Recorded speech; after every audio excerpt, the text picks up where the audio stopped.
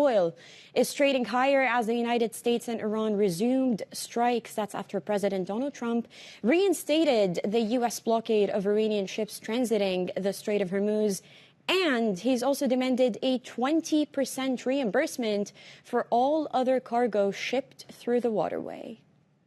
So we're just going to hit him very hard, and we're going to keep the strait, and we'll probably run it. We'll become the guardian of the strait. Maybe we'll call it the guardian angel of the strait, and we should be reimbursed for that. When we do that, we're going to be reimbursed because the other nations are very wealthy. They're on our side, and we can't be expected to do that for nothing. For more on this story, we're now joined by Stuart Livingstone-Wallace, our executive editor for the Middle East, North Africa, and Russia. Stuart, further escalations in the region into the early hours of this morning. Central Command, just moments before the show, said that they finalized the last or the latest round of strikes. Where do things stand as of now in the Middle East? So, as always, hard to predict. I think the next thing we're watching for is what does the Iranian retaliation look like? Do they follow the same playbook as the last few days, where it's the same sort of 3 or 4 states that they're going after? Or do they widen that out? That's number one. Number two is what exactly are they going after? So far, they seem to have restricted themselves largely to ships on the water and also to US military assets. Now, if they widen that out to infrastructure or other targets, then you can read into that a severe escalation, and you would anticipate that the US will respond in kind. The US itself, again, largely seems to be targeting military infrastructure on the coastal areas. If that changes, then that changes the dynamic. We're also waiting to see the status of those technical talks, if they're going to happen, whether they're going to happen, when they're going to happen. Yeah. But I want to focus a little bit on our reporting from today, Stuart. Our big take for the day is about the last 1,000 days in the Middle East, riddled with a lot of wars and a lot of conflict. How have those 1,000 days reshaped the Middle East, in a sense? Right. I mean, look, that's a 4-hour program, but I'll give you the potted version. I think you put it into 3 categories. So number one, and you have to lead with this, is the human suffering. So the death toll has been horrific. The ongoing human suffering is appalling. We're talking probably into at least 6 figures in terms of the number of people who died.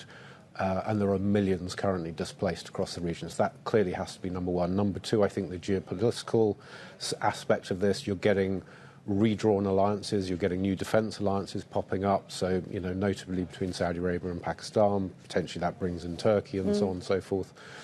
Very strong alliance between Israel and the UAE. And then the third is the economic one, and that's probably the one that's having the biggest impact globally, just in terms of business, global trade, because this region was so dependent on global trade. On the energy front, it's half the world's proven oil supplies are here, about a third of the proven gas supplies are here. If this region becomes as unstable as it has been and can no longer guarantee that supply, that has all sorts of ripple effects. So that was already happening in terms of the sort of the deglobalization, as it were, but I think this accelerates the process. And it'd be very interesting to see what that will look like on the other side of the planet in a decade from now. I suspect that effect will be very profound. Yeah, fascinating reporting by our teams, along with our geoeconomics teams as well on the Bloomberg terminal. Stuart, thank you, as always, for your time. Stuart Livingstone-Wallace, our executive editor for the Middle East, North Africa, and Russia. Now, let's continue this conversation about what is happening in the region, the shipping routes, and everything to do with the Strait of Hormuz. And we now have Dimitris Maniadis, Marisks CEO, joining us. Dimitris, thank you for joining us this morning. A lot is happening in the region. We're circling back to the Strait of Hormuz. The news overnight about President Trump saying a 20% fee on all these cargo ships, and the blockade returns again on Iranian ports. Perhaps I start with a simple question. Were you blindsided by this new revelation by President Trump?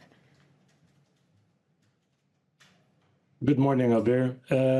It's a very sad day. Again, unfortunately, after rejoicing from the signing of the Memorandum of Understanding, which was basically a big misunderstanding as it proves to be, we are shocked to hear both the 20% toll fee that the President of the United States announced for opening the Straits of Hormuz.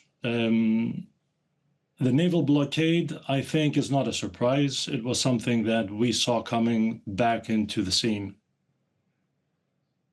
And Dimitris, so, I mean, I know the news is quite fresh. It's just been announced. And ships probably and ship owners probably haven't had time to digest what is happening or how to carry through their movement.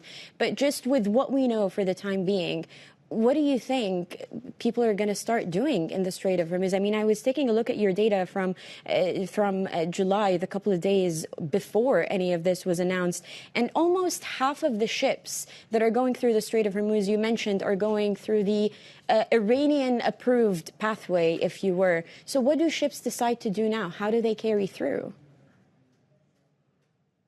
Well, right now, both corridors, the north and the south, are effectively closed. The PGSA has announced a suspension of issuing permits for vessels to transit through Iranian waters. Last night, again, we saw vessels trying to transit the strait from the southern corridor. However, two VLCCs, very large crude carriers, were attacked. Both of them were owned and operated by the UAE. Unfortunately, on one of those two, the Mombasa, we have one crew member that has been killed and 8 others that have been injured, 6 of which we hear are seriously injured. So all this negative news is definitely a downturn to any optimism and any intent to transit and return back to some kind of normality in the Strait of Hormuz.